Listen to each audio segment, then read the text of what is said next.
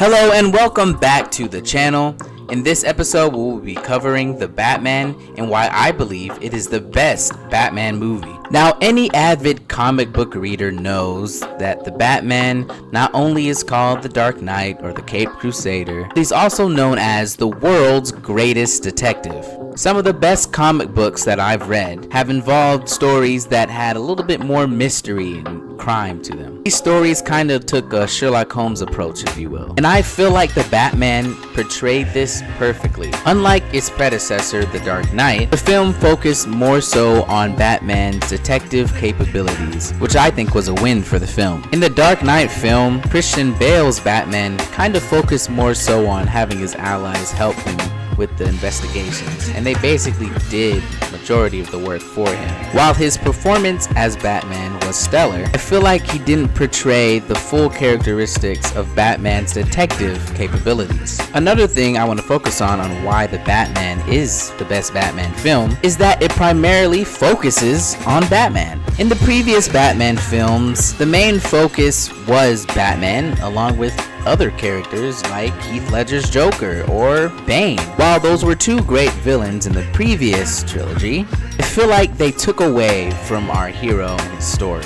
A lot more, I bet, than the writers intended. So much so that if anyone now brings up The Dark Knight or The Dark Knight trilogy, most people remember, oh yeah, Heath Ledger's Joker was amazing, or oh yeah, I like Bane's acting in that one. People don't give nearly as much praise to Christian Bale's Batman as they do Heath Ledger's Joker. Now, don't get me wrong, in The Batman, Dano and Farrell as the Riddler and Penguin were also great actors. However, the story did well as to not portray them above the actual main protagonist, Batman. They basically did their job being just menacing enough for us to kind of get the point across.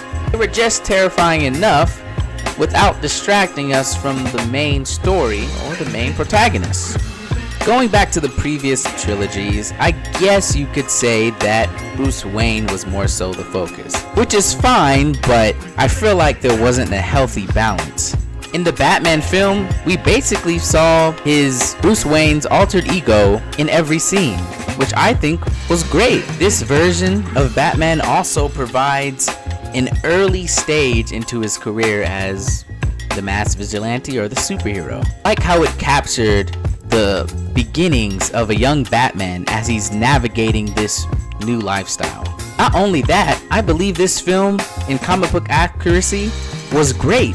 Several critics have even said that this Batman film is the closest to being the feel of the comic, which they are not wrong.